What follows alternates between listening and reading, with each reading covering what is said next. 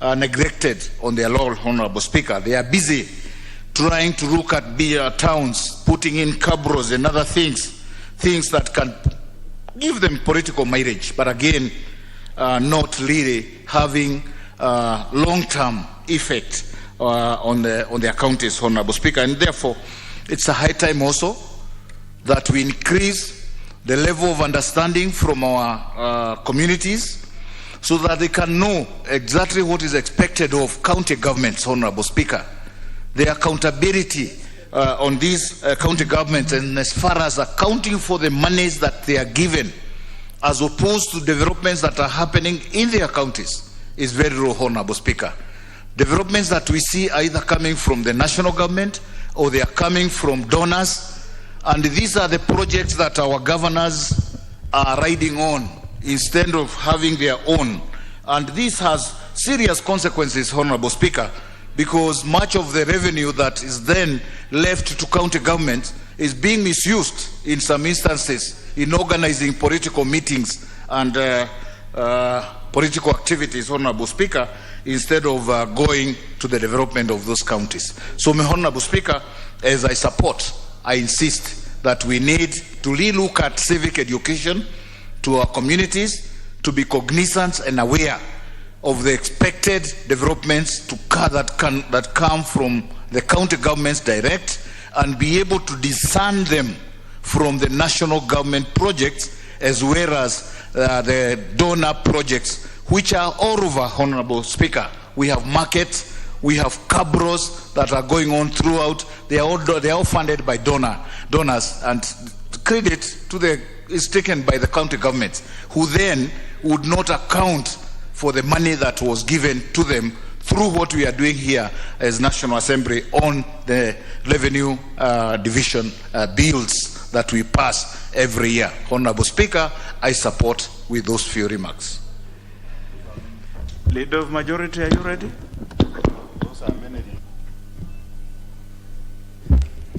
Thank you, Honorable Speaker. Honorable Speaker, I rise to support this division of revenue bill, and to really thank the committee on budget, because it's been processed rather fast, and on the understanding that members had internally solved these issues during the BPS. And I want to thank members for even agreeing yesterday to shorten the publication period, because that enabled us to be able to discuss this, and I can hear there is actually overwhelming support for it. I just want to, and I know it's been mentioned, it's a very, very important, yes, very short bill. The important thing is that of the total revenue being allocated to the counties, we're basically talking of 26% vis-a-vis the constitutional requirement of 15%. And, you know, as the revenue, as a base, revenue base increases, this represents quite a lot of money going to the counties. And I want to echo what members have said, that we actually need to see value for that money when we visit our counties. CDF only receives 2.5% of the shareable revenue, actually 41 billion. We are talking of 370 billion here. It's a fraction, about almost 9 times what CDF is receiving. But you can see visible projects in about every constituency. And it's credit to the committee. And when you even look at the amount of overheads attributable to, it hardly got beyond 5%. But when you now look at what the counties, and I've seen this in some of the counties that I won't mention here, you will find within the same primary school, we will have done a classroom for the primary school at about 1.2 million. The ECDE that will be done by the county, you will hear, has costed like 1.5 billion. But the most ridiculous thing is that on the day of commissioning that ECDE, if you look at the total cost, the budget for the commissioning, yeah, from the tents, from the entertainment, the public mobilization, it costs about another 1 million. Yet, so it tells you where our money is disappearing. But we do hope that our governors out there, and that's how most of them have become unpopular, both current and the future, will be able to look into the bigger interests of the country. And we are not giving them 370 billion just to show their power. And, with big motorcades, kicking out everyone on the road.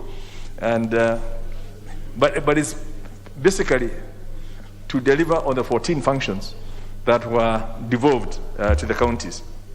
Honorable Speaker, when you look at within the explanations, I think there's a table that gives, how this money, the entire 2.1 trillion, how it's been allocated to specific functions, specific interests. And the bottom line is that after taking into account issues to do with matters of national interest, which must be taken into account, matters of public debt, which must be paid, it's a priority. Other obligations that must, like pension and all that have to be met. And emergency, kind of allocating money for emergencies and for the strategic grain reserves and all that. And we actually left with only 547 billion as the money available for distribution, of which the county governments take 370, and the national government is left with only 172 billion to finance all these other expenditures. So, Honorable Speaker, when I hear the senators, and I know county government, the governors would have wished even to have, 500 billion given to them. Everyone wants more money. But the framers of our constitution, and some of us were there, when we were putting matters within Article 203, that even in the distribution of money, because people always ask for more, that distribution must take into account these issues of national interest, public debt, other national obligations, and those other needs of marginalized areas, like contingency. Because in that push and pull, and we saw that in 1 or 2 years, I think 3 years back, when the Senate had even refused to do the DRB, to approve the DRB on their understanding that they wanted more money. If we are to just think of the counties and give all the money to the counties and sacrifice the national interest, then we will not be doing justice to the greater public interest. And hence, I would like to urge our senators that even as they look at this bill, to also look at how this money has been distributed to the different interest groups, so that they feel we are only committing ourselves to the 370 because it was an undertaking. But at this point, when the economy is not doing as well, we should even have reduced the amount of money going to the counties so that we could address some of the national issues, like the transition to CBC, the competence-based curriculum, which will cost quite a bit of money in terms of the infrastructure needs. And it's a national thing. It cannot be devolved. We just passed here the National Health Insurance Fund, which requires further investments in terms of taking care of the indigents and all those groups that cannot pay for their health cover. And that money is a national government function. But yet health is actually devolved. So we will be helping county governments in terms of some of achieving their health needs, but with national government interventions in terms of paying for those who can't pay for themselves. So hence, I'm aware that we can't reverse. If it was in my days, I would well have provided for less. Not because I don't like county governments, but because I'm also aware that Kenyans are also getting over concerned about having to finance most of the national government from borrowing.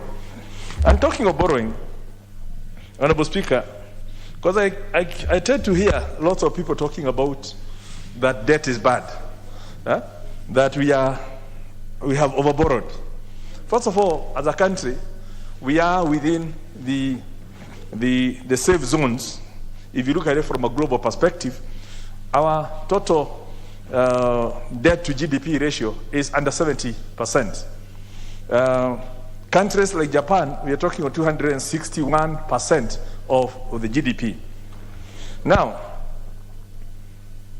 if you compare our national debt with the corporate world, IMF last week had a blog in one of the updates, and they actually indicate that the total corporate debt the total debt owed by companies on a global basis represents 98% of the global GDP. So even at the corporate world, because they know you don't need to use your money if you can borrow somebody else's at a lower rate than your rate of return, and you make profits. So you don't commit your own money, you borrow somebody's money, and so long as the rate of interest that you are paying is less than the return you are getting, you actually advise to borrow. And hence, at 98% of the global GDP, it just tells you we are still far off, even comparing ourselves with the global. I could give you more statistics of other countries, but we don't need to do that now. But I hear this statistic being peddled here, that every person in Kenya owes, even a child being born into Kenya, will find a debt of 250,000 shillings. I think that's the figure being said. But nobody is telling us that the same child being born in Kenya will find tarmac roads, will find hospitals, will be born safely in a hospital, not in the bush, will find a primary school, will find a safe country because of the investments that have taken place. His Excellency the President did mention the other day that when he took over an economy of 5 trillion. By the time he leaves, he'll be leaving an economy of 13 trillion. It's grown by 8 trillion. But it's not just grown from the taxes being levied. It includes the debt that we incurred. Every member of parliament here has taken a mortgage when we came to buy a house. So if your family keeps telling you that you're going to leave us a debt, but they forget that you use that debt to buy that house, right? Which is what, unfortunately, we hear, including by people who are hired in government, who don't seem to remember. They'll be very happy to say, we have built this road, we have built so many technical institutions, we have powered so many electrical connections. But on the other hand, they then say, we are overburdened by debt. Yet, Kenya Power, we know all those installations is debt from World Bank. We know all the roads that we've been doing is debt from the Chinese or from African Development Bank. So I want to encourage members that even as we look at the issue of debt, let us also look at the other side, which is where is the asset that has been financed by that debt. And now what should only be if we find we have debt, but we have no asset to show for it. But on the other hand, we also have to remember that we are not just talking of the tangible assets. We can see the roads and the hospitals and buildings. There is an investment in human beings. Because one of the things that happened with our 2010 constitution, it made it mandatory to offer some certain human rights. The right to education, free and compulsory. The right to water, all those things. They had to be financed. Previously, they didn't have to. 27% of our budget is used for education. And if we don't do that, we have failed in our constitutional obligations because it's required of us to actually do it. And if there's no national revenue to cover that, because as you can see, based on the allocation of the money, once you take 1 trillion to pay debt, you're only left with 1 trillion. Then you give 370 to the counties, you are left with 600. By the time you pay the other national obligation of 560, the only available to even pay for the education and medical and security is through debt, right? And that will not necessarily show you a building. So it's something that we need to start thinking of, because we are bashing the government until we all get there at some point. Then you realize that debt is not evil. Yeah? It's so long as you use it for purposes of doing the right things, then we are okay. I think the other issues have been covered. I don't want to repeat. And I just want to ask members that we clear debate on this, hopefully in the next couple of the next few minutes or hours, and certainly today, so that we can at least open the door for Senate to consider it and hopefully bring it back, having agreed with us, and open the door for the estimates to be printed and for the county governments to start for CARA, for the county allocation of revenue bill to be generated from the Senate based on these figures, so that we can at least open up the avenue for the counties to start preparing their budget for next year. With those remarks, I beg to support. Well spoken, the Honorable Kimunya, Leader of Majority. The Honorable Bunyasi, Member for Nambale. Thank you, Mr. Speaker. I stand to support the Division of Revenue bill. It is an important process of what we need, and but within that broad envelope of supporting the Division of Revenue bill, let me comment a little bit on what I see as a very paternalistic approach to this whole thing. That's not what was intended in the Constitution. The Constitution realized there were 48 governments, 47 county governments and national government. They are all part of what constitutes the Republic, and they are all part of those institutions that have a role to play to endear growth, to bring about growth in this country. There are many things that are not efficiently done at the national level, following the principle of subsidiarity, and therefore it was useful to have county governments carry out some of these functions, not as a favor, but as a strategy, both of getting development in this country and holding this country together. I hear about success in roads, and as an economist, I find that to be a very attractive aggregate concept. But its distribution leaves a lot to be desired. There are kids who will be born today. They will see 10 kilometers of tarmac in their constituencies. They can't divide them among the newborn ones. The distribution questions are very important, and they are not happening well with the national resources. For example, the expenditure in health, if you look at it, its physical distribution is highly concentrated in a ring around part of this country. There are many areas that are still struggling with that. Of course, the management of health services have been criticized in county government, but anybody who is fair will recall not long ago that when the transition authority was working out this, the coefficients they used on the devolution of health services wasn't the same coefficient that was being used at the national level. So you develop the function, you do not develop the funds that go with it at the rate that should go with it. Not even counting the fact there's going to be waste and so on. Under the question of waste, which comes out a lot each time that we talk about allocations to counties, we talk as if corruption in this country is only at the counties, and that's very sad indeed. The kind of things we know and we hear, for which there has been evidence also produced many times, it's occurring a lot at the national level. In this same house, we have talked about the SGR and the issues that are around it in terms of what it should have cost and what actually it's costing. Even on our PPP, and I hope that Majority Leader maybe next time will clarify the issues there, that the expectation was that it was going to cost about 27 billion. It's 84 billion. On which component has it been rising? It has not been on the foreign component. It has been on the domestic component. They say the cost of moving services have gone up. By how much? What a factor.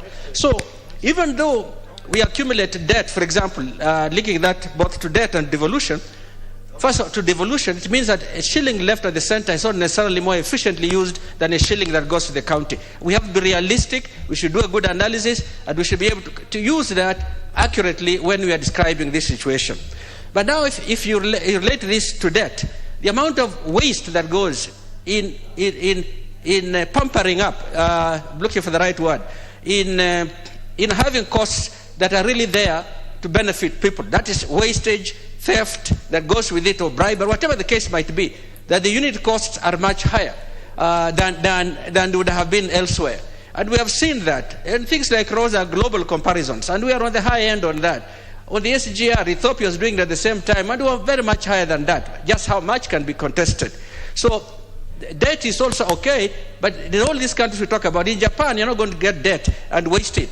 In the US, you're not going to borrow and steal it. But we have big problems around that. So these comparisons are not true and are not really comparable. But I want also to say, in Japan, the GNP, the gross national product, is 105% of the GDP. It's twice. The GNP is twice the GDP. A little more than twice the GDP, which means that they are deriving their income from essentially global trade. And they are deriving their income from the exchange with the rest of the world in ways that they derive earnings enough to pay it back. We are not there yet. We are struggling to get there. So we are at a point, and as I always say, if you don't live in a country in which 70 shillings out of every 100 goes for paying debt, as opposed to a country in which it is 30, there's a difference there. The stress levels are not equally absorbed. They are distributed unevenly because the income status already in the country is highly skewed. So when we do that, we minimize the pain that the people at the bottom of our society are experiencing. Let us accept that in fact to get a stable economy, you don't have to have big budgets. You may have big budgets, but it depends what they are doing. If you look at an honorable majority leader, for example, I want the positive sense, I can refer to him now. During the Kibaki era, if you look at our debt level, there's a trough. It came down, stayed down, and only rose up as 2013 was coming. But people think the best time in Kenya, the old and the recent old ones, was the time of Kibaki. There was calmness, there was growth. People felt it in many parts of the country. Then suddenly, while we were doing more all around, we were having less in many places. I come from Busia. The amount of new roads that have been done at this famous 10,000 or more is extremely limited. In my own constituency, we had 8 kilometers of road, out of which 300 meters have been done. It came out from Bungoma, entered my constituency, 300 meters, the rest of the 7 point something has not been done. So there is a lot that when this is said and praised, it reminds us of the inequality and inequity that we have in the system that we should address. If we address that, first, growth would be spurred faster. There is no corner of this country that has nothing that it can do that adds to the economy of this country. But if we go on in a way praising a few successful cases that are uniquely distributed, that doesn't help the rest of us. It demoralizes us. You sometimes say, I will talk about the same country. That is something that must be addressed. The division of revenue bill, giving us the funds to go to the counties, is one salvation that we have got, that we are guaranteeing a certain minimum to these counties. Now let me step back a bit on the allocation itself. 370, we can look at 26.5% is well above 15. But 3%, I mean 370 billion, a third year in a row, without counting inflation, means not really 370. In actual fact, it's less when you discount that by the amount of inflation. So it's not a great idea that we have withheld the nominal figure. If we are holding up the effective figure, meaning with inflation added or accounted for, it would be much greater. You'd be saying it's still 370, even though nominally it's 385 or something. But it's 370 means it's going down. Secondly, counties are also having a double whammy. We have the figure we are using is 2017, 2018. It's 3 years behind. We have 18, 19, 19, 20, 2021. It would have been up to last June. Let us also, and Honorable Wanda is not here, I know he praised himself being the chair of Public Accounts Committee, but we can't praise ourselves 3 years behind. We hold the figure constant at 370, we are 3 years behind. They could have benefited just by virtue of updating the last audited figure. That we must work on. If we are serious about devolution, we must do that. Lastly, figures, we talk as if money is coming in from the national government to the county government. As I said, it's a favor being done to the county government. That's why you have your health expenditures. That's why you have the food security questions that should be taken care of. That's why you have the social protection, effective social protection, meaning the income that our households can earn, not necessarily receive through government transfers and so on. So this is why 50 million of our people actually live, including Nairobi. In Nairobi is one place, for example, 40%, they said the other day in a survey of the Kenya Bureau of Statistics, that 40% are unable to cope with rent. Also, that means there is poverty as here. There's deep poverty as well. That the funds that go to these geographic areas can in fact spur growth, can in fact be used on poverty-reducing programs, and it's not a favor. It's what the Republic needs to do. And the Republic decided that they would do so by having this division. Mr. Speaker, sir, there's a lot to say about transfers to the counties. And I would hope that going forward, for example, if we are seeking to do that 35, the magic 35% that was supposed to be arrived at, good, we have done 26% with 3 years behind, with 3 years without counting for inflation. There still has some way to go. We must commit ourselves, because it's not, by so doing, we do not deny Kenya anything. We are investing at levels at which the poor live, in environments they live. The exchange, the human exchange across the Republic is not that great. Many people are born and they live in areas where they are born. Only a margin of them do transfer. Perhaps 30 or 40% move to urban areas. The rest are there. There are opportunities there for growth. So if we are trying to grow this economy, we should use these devolved funds in a way that does not imply that we are doing anybody a favor. That is our growth strategy. If Kibaki succeeded to do this prior to this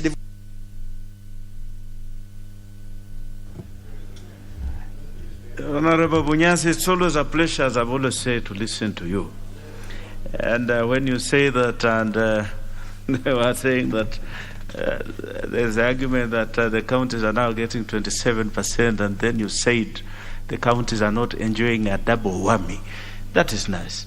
Thank you. No, you are done. You've done well. The Honorable Lesonet Moses, member for Eldama Ravine. Thank you, Mr. Speaker, for this opportunity. The opportunity, Mr. Speaker, to contribute on this division of revenue bill. Mr. Speaker, this bill shares the money between the 2 levels of government, the national government and the county governments. Mr. Speaker, from the onset, I want to say I support this bill. And I want to make the following observations, Mr. Speaker. Mr. Speaker, the first observation is the very ambitious total shareable revenue of 2.1 billion shillings, 2.1 trillion shillings, sorry, Mr. Speaker.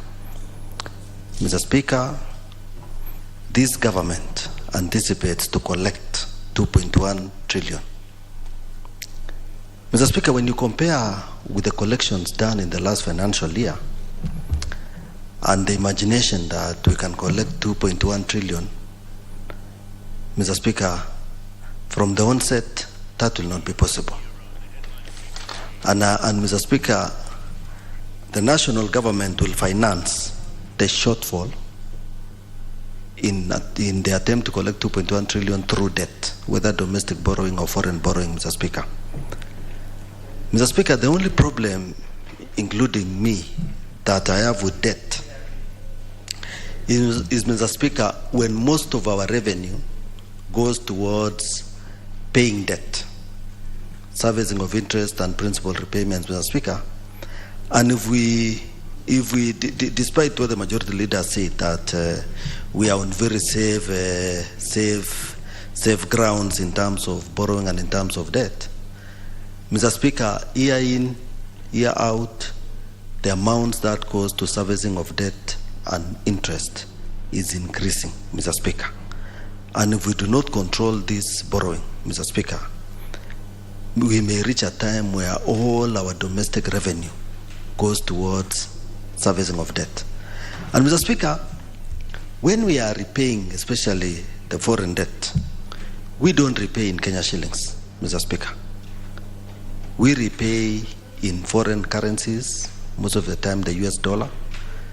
And that means, Mr. Speaker, if all the dollars we have or we are collecting goes towards loan repayment, it will have an impact on our Kenya shilling, and to an extent, it will impact very seriously on the Kenyan population. So, Mr. Speaker, I'm just here to caution that the national government needs to look what will they do so that they actually meet this target of 2.1 trillion shillings, Mr. Speaker.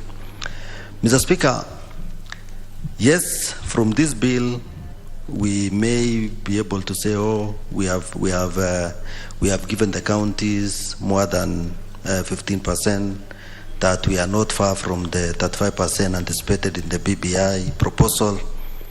Mr. Speaker, but these are revenues of 2017-2018. Mr. Speaker, these are revenues audited as a 2017-2018, Mr. Speaker. And whenever we speak to the Auditor General, Mr. Speaker, they have done their audited books of accounts past this period. But these reports may be stuck somewhere, including maybe stuck in this house, Mr. Speaker, so that we can reflect the correct position, Mr. Speaker. Even if it was going to be 26% of last year's revenue, Mr. Speaker, of course, the amount which would have gone to counties would definitely be more than this 370 billion, Mr. Speaker. But nonetheless, Mr. Speaker, we want these 370 billion shillings to go into good use. And from the onset, for us to be able to get equity at county levels, at all counties, I'm here to say that the formula which we use to share revenues between counties need to be relooked at, Mr. Speaker. A county like Nairobi, which is collecting so much money from all of us at any given day, Mr. Speaker, yes, they don't need to get as much as what they are getting now. And Mr. Speaker, for your information, the Nairobi County could be getting more than 15 billion shillings of this 370. We need to relook. We need to relook at that formula so that the cities which have opportunity to collect monies from land rates, they have opportunities to collect monies from licenses. Mr. Speaker, there are various opportunities to collect revenues so that we can get a part of this money, more money going to counties like the county I come from, Mr. Speaker, called Baringo. And Mr. Speaker, as I talk about money going into good use, the focus, Mr. Speaker, should shift to people. To people that we want to invest so that the lives of people can change, Mr. Speaker. We want to do activities that can improve lives, Mr. Speaker. We may do as many roads as possible. Like, Mr. Speaker, from the constituency I come from, I know people whose farms border the tarmac road. You have a farm, it opens to a tarmac road, Mr. Speaker, and you are still poor. Mr. Speaker, I live in a constituency where a farmer still has an electricity line over his head, but he's still poor, Mr. Speaker. So I'm saying, Mr. Speaker, we need to channel such resources, this 70 billion, a part of this 370 billion, to see to it that the lives of people change. Meaning, Mr. Speaker, we need to put in money to mitigate the cost of farm produce, farm production, Mr. Speaker. We need to focus on what can we plant in those farms, Mr. Speaker, which can change the life of that farmer. We need to seriously support agriculture, Mr. Speaker. Like, Mr. Speaker, if you were to come to Baringo, we need to support the capacity of farmers to produce more honey. We need, Mr. Speaker, through such allocation, to distribute more beehives, Mr. Speaker. And Mr. Speaker, when I talk about beehives, you know, if we were to distribute about 20,000 beehives in Baringo per year, that will definitely change lives, Mr. Speaker.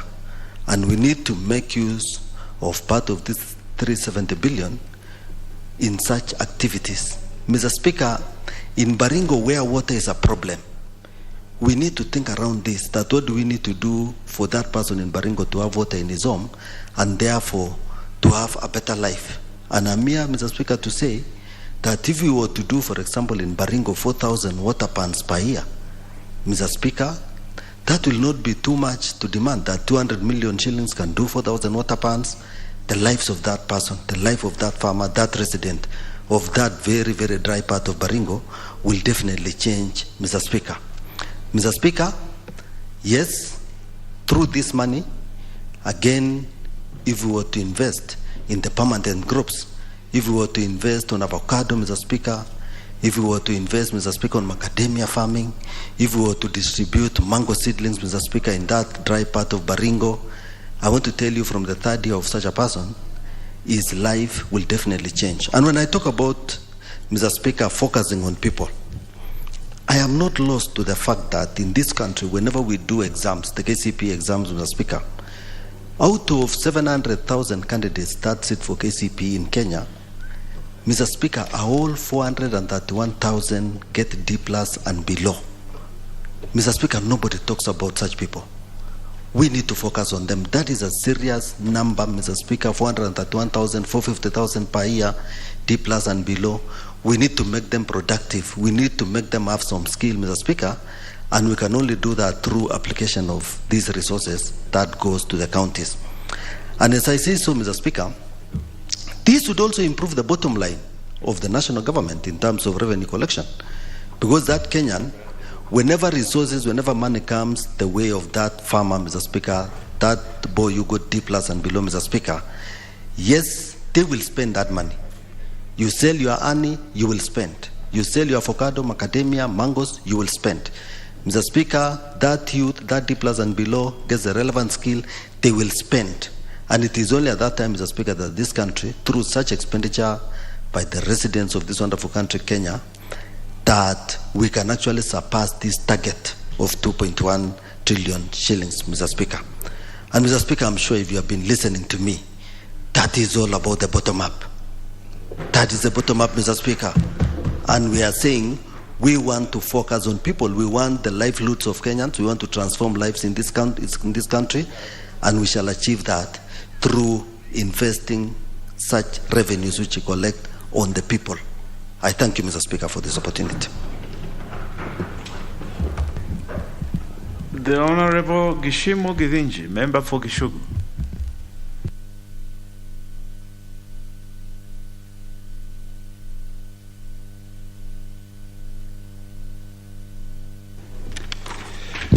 Thank you, Mr. Speaker, for that opportunity, also to support the Division of Revenue Bill. Mr. Speaker, Kenyans give themselves one of the best prizes in terms of creating devolved units called the counties when they passed the Constitution of Kenya 2010. And though the devolved units are very important for the purposes of devolving the resources to the counties, it has emerged and has been confirmed from the contribution by the members that these resources sometimes are also not used appropriately and to the benefit of the people who passed this constitution. Mr. Speaker, one of the areas that is still a nag and a problem is the amounts as usually collected by the counties. And I believe there has never been proper audit of these amounts.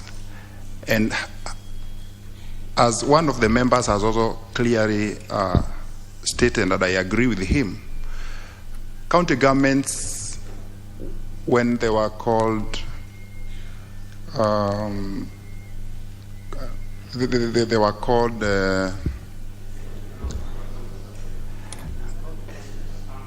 county councils, yes. County councils and municipal councils, sorry. Local authorities. Local authorities. Thank you, Mr. Speaker, for that. And they used to meet the expenses, all the amount that is used. They used to pay their workers, and right now, the amount that is usually allocated from the national government, we are told a substantial amount of it also goes for recurrent expenditure. This is very worrying, and we would have expected that the amount that they used to collect at that time should have grown by now. Another area that is of great concern is how the amounts are usually allocated to projects. there has never been equitable, at least in my county, let me talk of where I come from, equitable allocation of resources even at the constituency levels. Because we would expect, once this money hits the accounts of the counties, they would probably look at the projects that are or ought to be done at the various constituencies and allocate these resources equitably so that each and every constituency would have a feel of the resources, as we normally do with CDF. The NGCDF board would probably not approve projects that are usually concentrated in a certain ward if they are not equitably distributed. So that is an area that the county governments also need to look at. Mr. Speaker, there has been a tendency by the county governments to over-concentrate resources in what I would call fixed or infrastructural development, and neglected the economic developments. People have not been properly empowered in most of the counties at the local level. And one of the areas that is very, very important in my county is agriculture. We would have expected agriculture is devolved, water is devolved, health is also devolved, and you would see very little attention given to them. But once I do a proposal for an ECD, it cannot go through because it is under the county government. So sometimes we are left to sympathize with the small kids who are actually starting to learn. And the county governments have really, really neglected those low levels of education. So, Mr. Speaker, without belaboring the points, I believe it's the high time the county governments relooked at how they apply their resources to give it, to give attention to economy rather than just infrastructure. Mr. Speaker, I support. The Honorable Wanyonyi Kevin.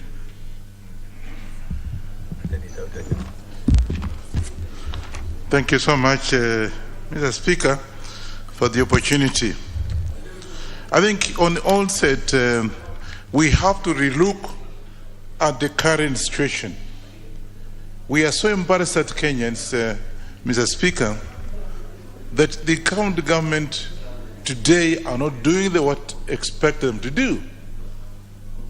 Take, for example, as most members have referred, to the days of the Honorable Mwai Kibaki and even Mzee Moi, the county government were very initiative in some of the projects. Mr. Speaker, there's a problem, there's a disconnect, and there's lack of commitment on the part of the county government. And I think on the very onset, what we need to do is for these county governments to be every year to tell us their budget and how much they're able to generate given whatever resources they have given to them, other than waiting for the central government to be able to give them money for even the current expenses. I would expect that a county like my county, Trans Nzoia, is regrettable. I don't want to make it a debate here, but it's regrettable. You find that there are some people working there have not been paid, and long before, a county like Trans Nzoia would have expected them to be able to even send some money to the central government to meet some of the expenses. And therefore, I think on the onset, Mr. Speaker, we want the county government to be able to tell us exactly how much they need, even because I'm not seeing what they are doing.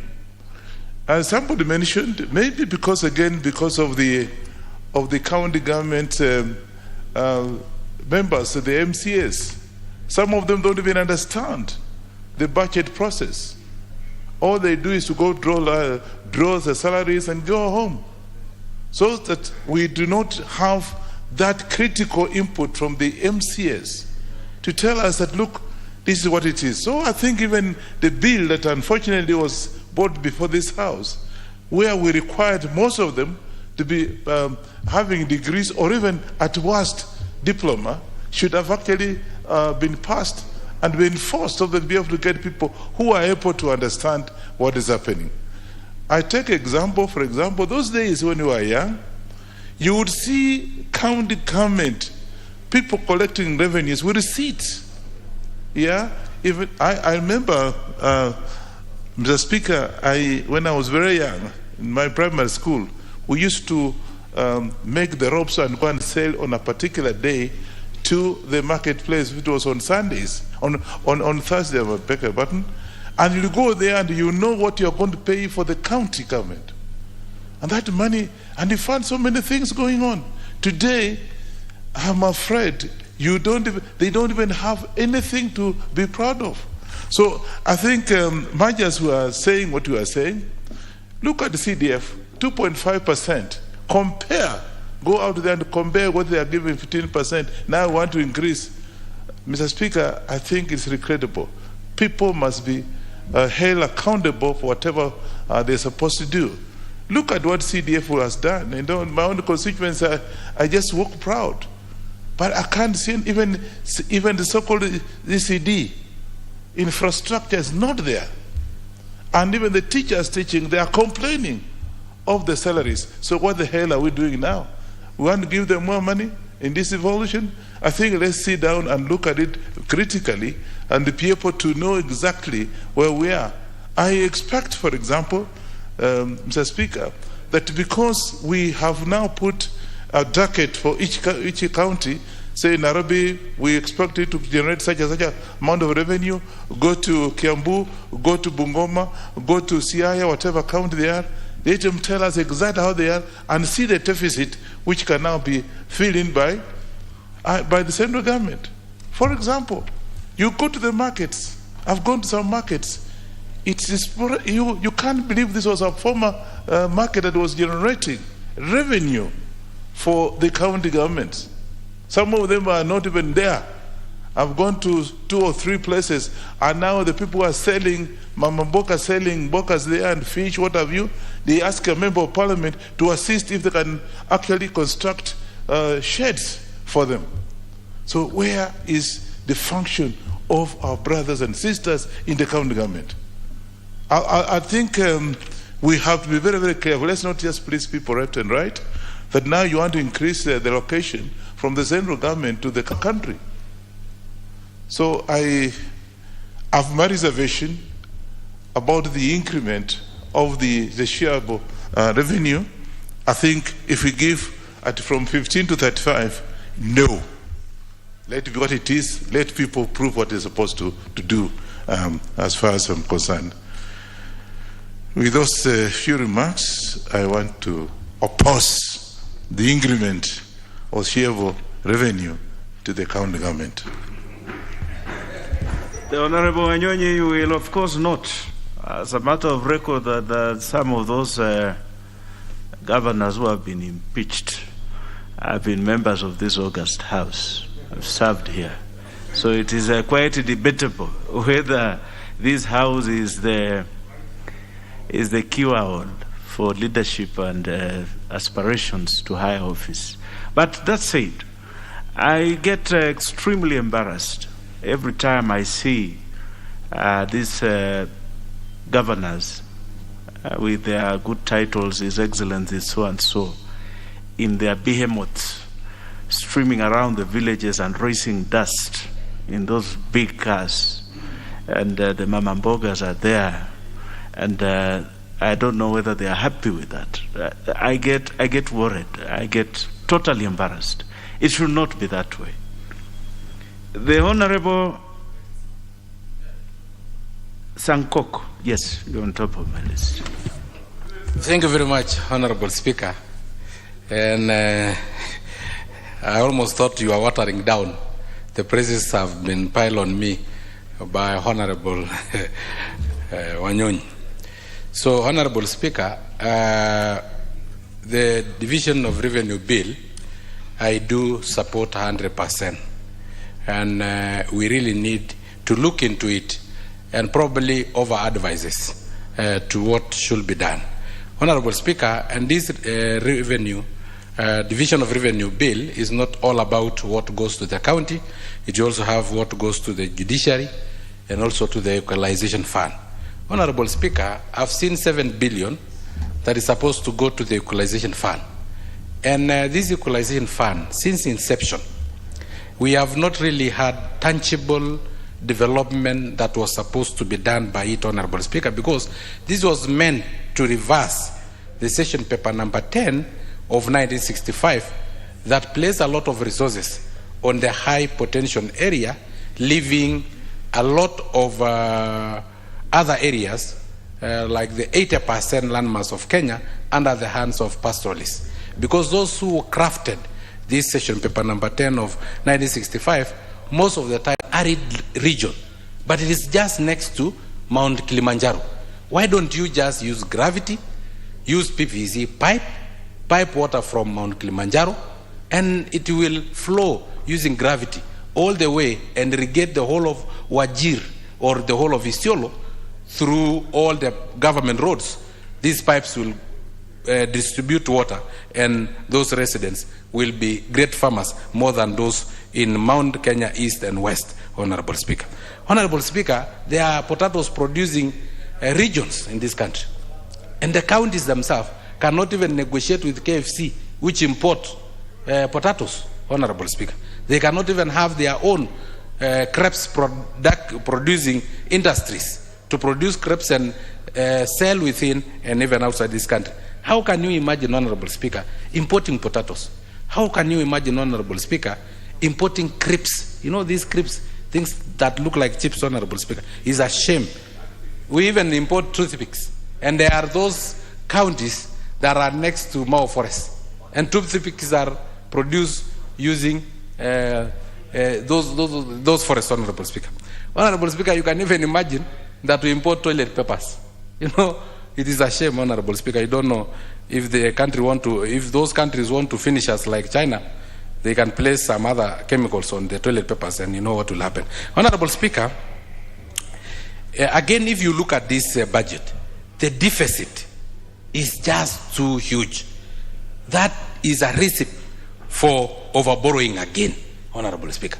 And Honorable Speaker, I was listening to Honorable Kimunya, and I thought he did accounting or something like that, but I'm worried that he may not understand what he was saying. We can waive taxes on food so that Kenyans can feed, Honorable Speaker.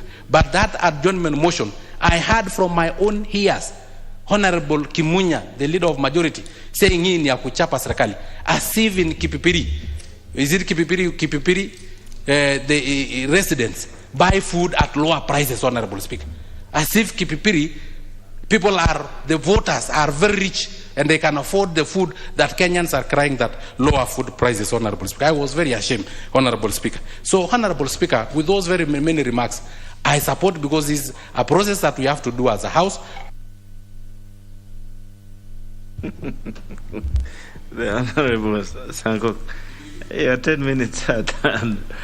But this is the country that we have, and we have to deal with the little resources we have. It's difficult. It's a tough balancing act for those who wield the knife, and the cake is so small sometimes. But we'll now have the Honorable Limo, member for Kipkelion East.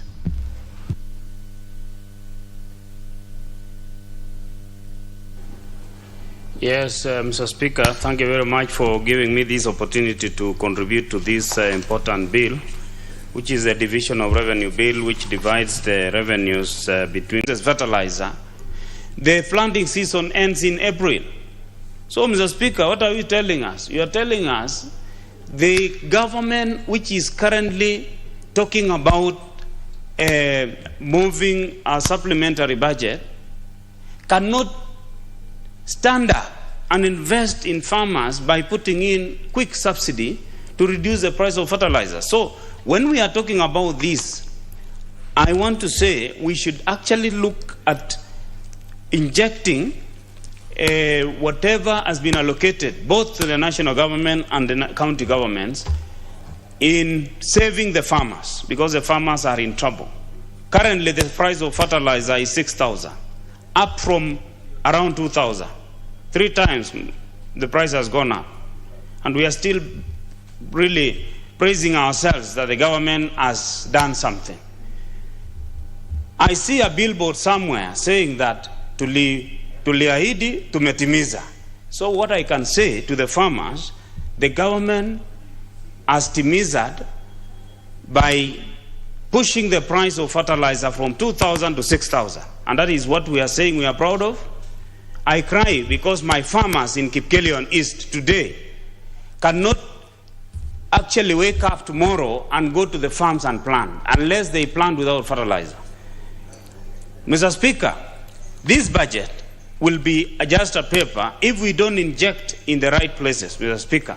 I want to urge, one, that once we divide this to the county governments, I want to urge the governors, especially the ones who are coming in, after, they pay very little, instead of taxing heavily, and you collect little, and then you go out to borrow.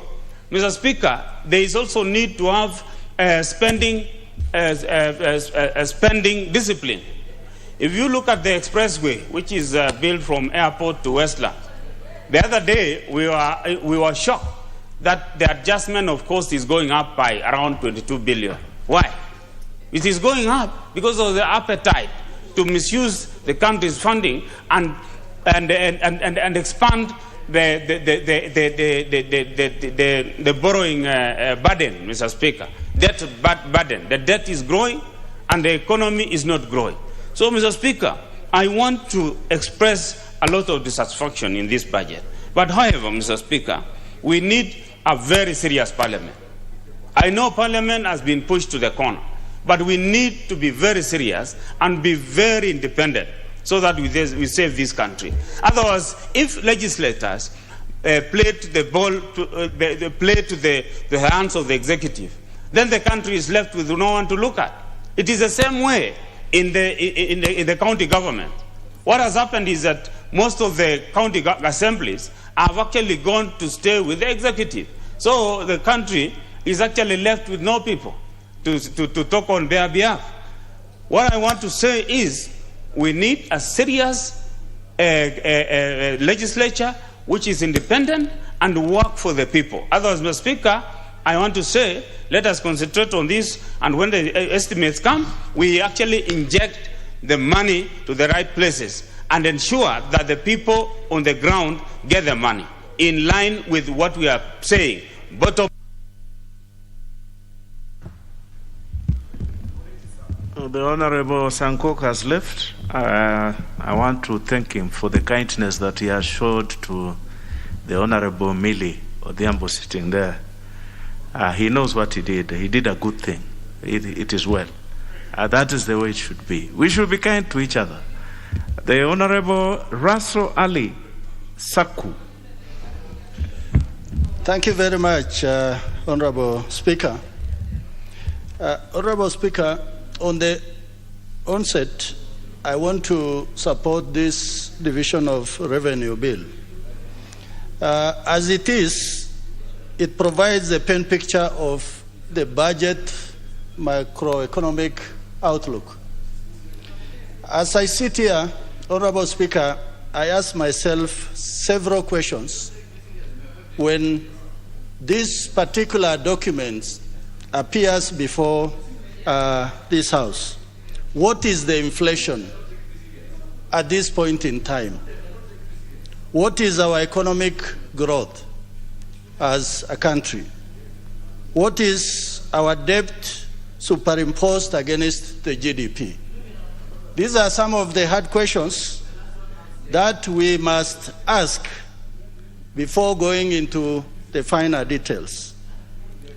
We must seriously interrogate the budget. It is a matter of concern to our people. Article 95 of our Constitution in the role of the National Assembly. Honorable Speaker, the Vice Chair of Budget and Appropriation Committee talked about recurrent expenditure roughly to be in the region of 35%. I think we live in this country and we know what are the facts, what are the issues. I think if we have that sort of recurrent, then we are doing extremely well. I think recurrent is going into the zones of 70, 80%. That is why sometimes we find very minimal growth, both at the national and at the county government. Honorable Speaker,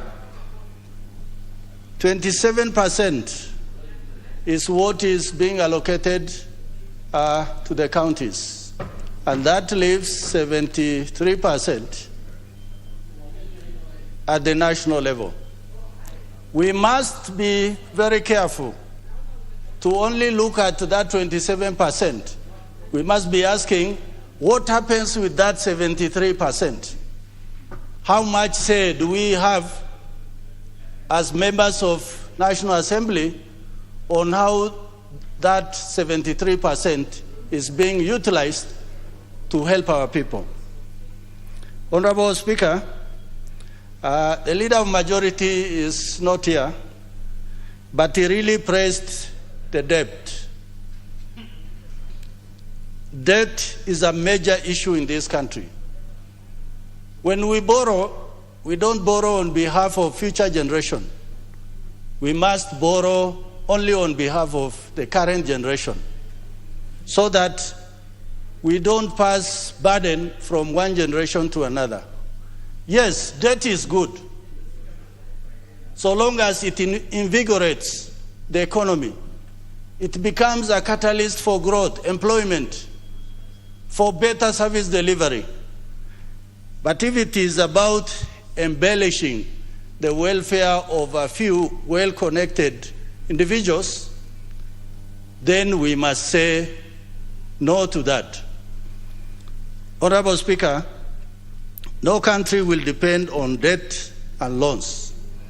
What eventually translates to, we will pay through our nose on taxation, because how will you run a government without money? And also, if our debt burden is so much, investors will find it reluctant to come to this country. And that is why we must control it. We must not give any government open check to borrow at any rate that they wish. Honorable Speaker, functions and resources. Today, almost every other function other than defense, security, foreign affairs, and national treasury, every other function is being run in the counties. The question we must ask ourselves, are we giving enough resources to those functions so that they are able to spur development? It is not that easy for us to sit at the center and ask that those resources are being wasted. But we must also ask, for those functions that have been devolved, how much is being dovetailed to help what goes to the periphery? Honorable Speaker, there is a factor of equalization fund in this document. I think I am really surprised. Frontiers for economic growth. And that is why, although we are saying 35% is a lot of money, for me, if resources are appropriately utilized without waste or other things, I think it's important for us to put more money in devolution. Honorable Speaker, I want to talk about health, food security, baking a bigger cake, pending bills. Honorable Speaker, recently I was in my constituency, and I passed a few primary schools. One of the reasons why youngsters are not coming or turning up for school is because they don't have food at home and there's no food in the school. For Kenya in the 21st century, I think that is a shame. A country that cannot feed itself, then it cannot be proud in any way. Finally, is the pending bill. It is one thing that is likely to make the local economies to collapse. The Honorable Oyula Mairo, member for Butula.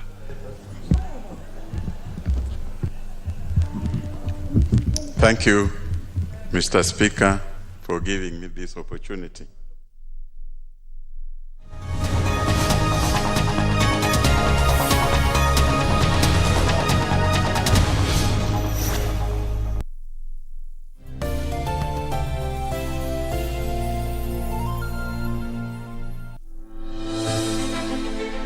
Are you an aspiring candidate in the upcoming general elections? Do you want your agenda and manifesto to reach your voters effectively? At KBC, we have the most comprehensive and credible online platform that has profiles of all prospective candidates. Log on to www.kbc.co.ke/2022 aspirants and let Kenyans know more about you, your past achievements, your manifesto, and your development agenda once you get elected to office.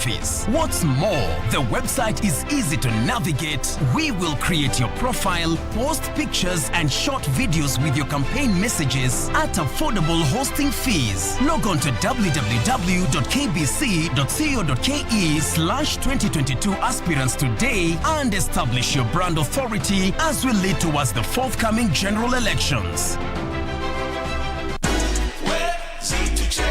Wazazi, watoi na maithu wetu. Don't be fooled. Get cyber smart and enjoy safe entertainment and education online. The Communications Authority of Kenya. Mawasiliano kwetu, nguvu kwako. Ngima tega gaska watu tegu. Ngima te yatmugulel dangu. Ngima te mangube. Nyange begi putinai. Lale, lale, kimi give again. Lale, Kitut FM Gigosi. Kitut FM Gigosi.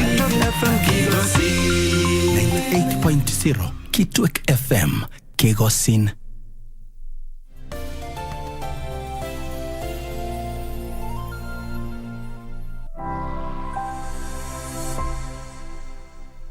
Big Minds, brought to you by Communications Authority of Kenya. Don't be fooled.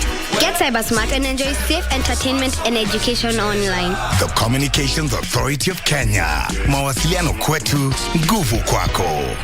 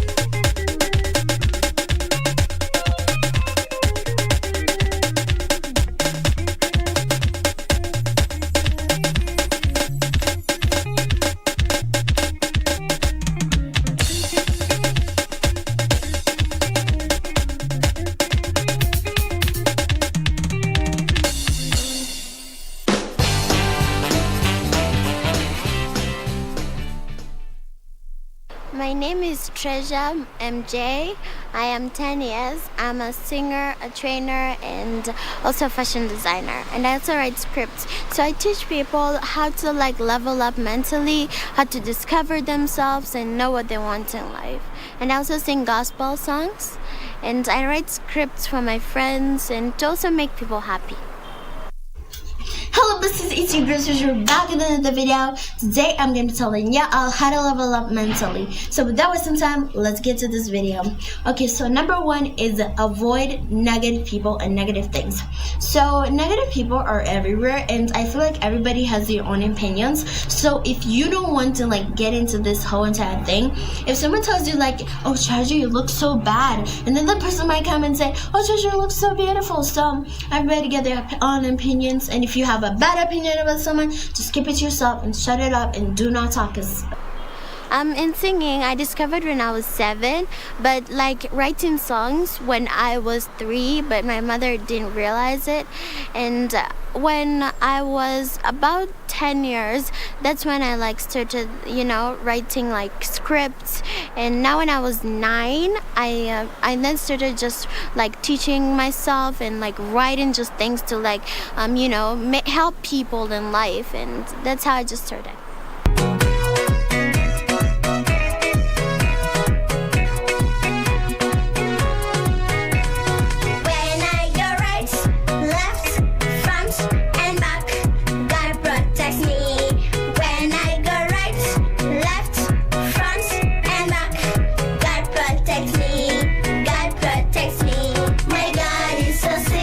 I've written about 25 songs, but I have recorded 12 songs right now, and yeah. My favorite is My Healer, since it it just helped me, because each and every time I sing it, I always feel I just feel so well and I'm healed. And it also gives hope to others that even if they're sick or even if they have a problem at home, it's always gonna end.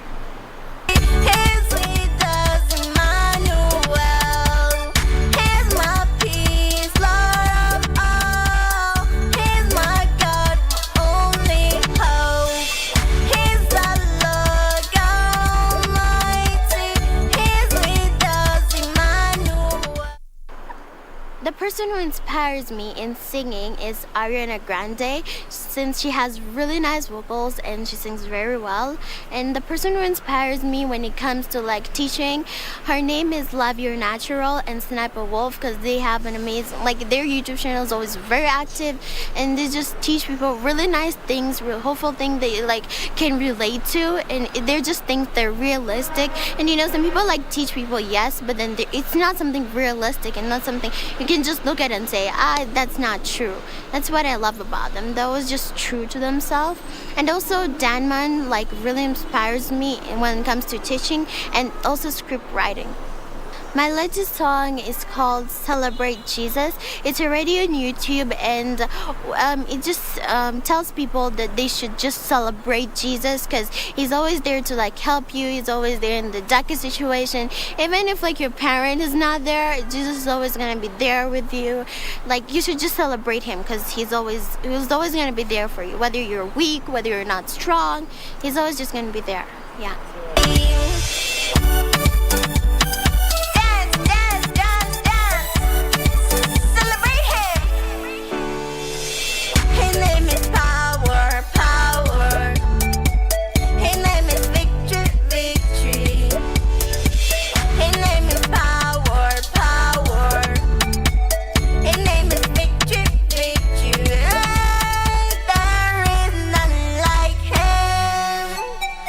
I will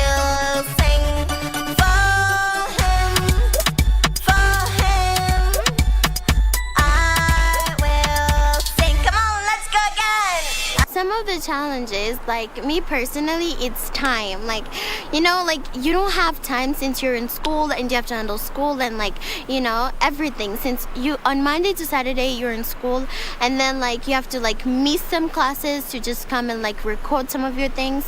And you know, sometimes when you don't have time for like singing, like, and you don't have time to like, you know, practice your vocals and practice how to like, you know, do all these things, because you know, when you're in school, it's kind of a big challenge to like, you know, get time to like do all these things. But I've stood to manage. I will sing for him. I will sing. Okay, so my future plans are maybe to record more songs and to inspire a lot of people and to travel worldwide, and to meet like all the people that I love and to, you know, make people happy in this world. Yeah. Celebrate him. He's working. Dance. Last year I got like an award an award of Best in English, and I was so happy, and I'm hoping for more achievements. So you can find me on Facebook, Instagram, and on YouTube, and on Likey as Treasure MJ. I am weak, he gives me victory. My God is so sweet, sweet, sweet. My God is so sweet, sweet, sweet. To other children, like, you should never lose hope, because that's the thing that a lot of children like lose. They lose hope and strength to like fight all the challenges they get. But like, you know, there might be mountains to climb in the future, or like, you know, but just never give up. Celebrate him.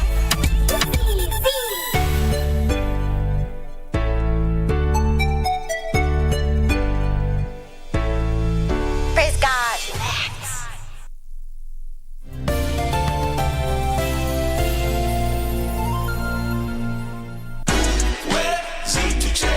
Wazazi, watoi na maithu wetu. Don't be fooled.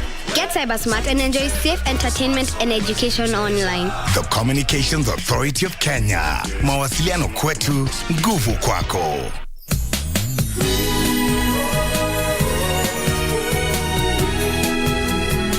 I'm afraid she's not gonna let go that easily.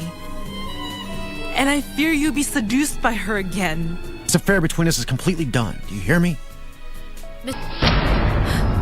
You lay one finger on him, I'll kill you. You're on his side? Get out of here! What are you doing here right now? I looked for you everywhere. Are you okay? Is there really somebody waiting for me inside? Or are you making all this up? How is it that you have a son? Say hello to Jack. Hi, Daddy.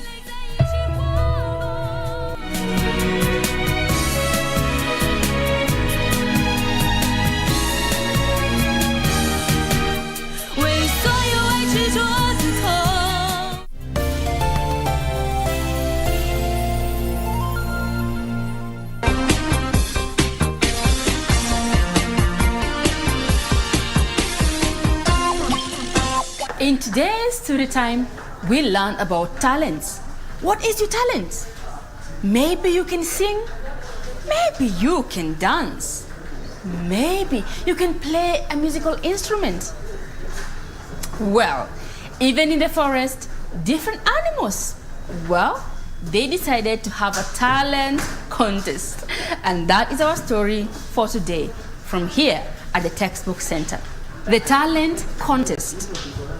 One day, the animals in the jungle decided to hold a talent contest.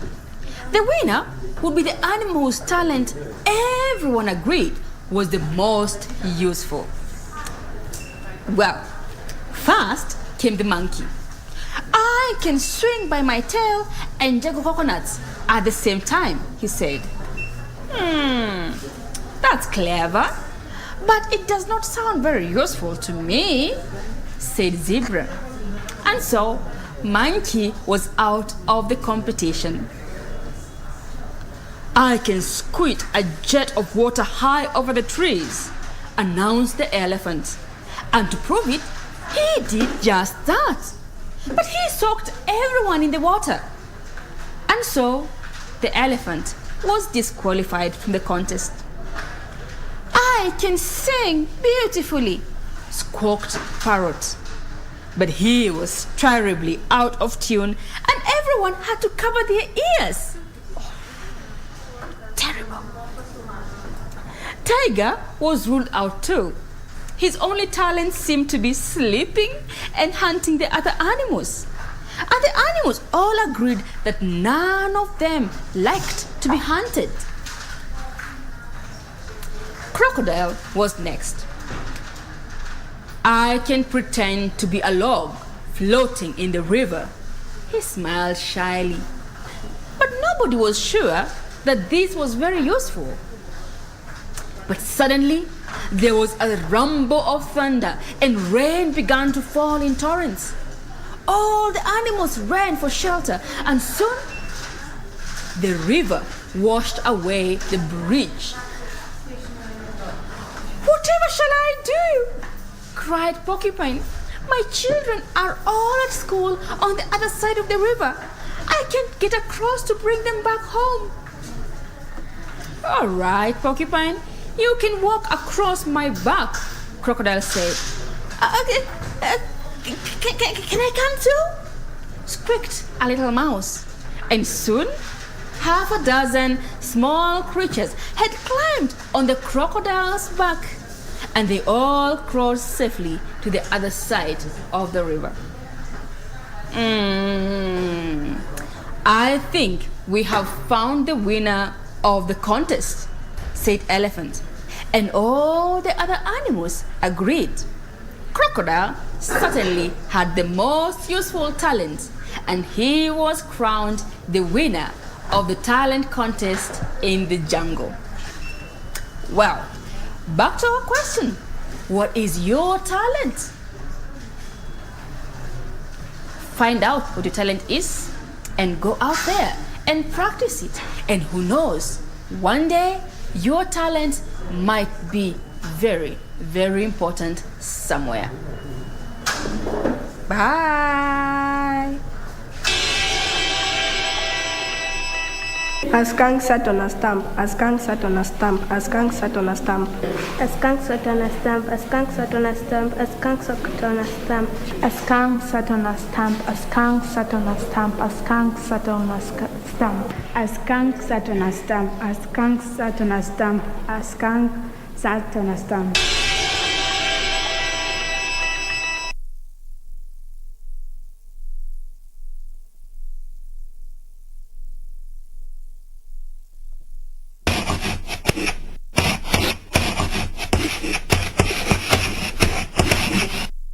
Hi everybody, welcome back to another episode of DIY. My name is Rishna and today I'm going to lead you through a spooky art activity.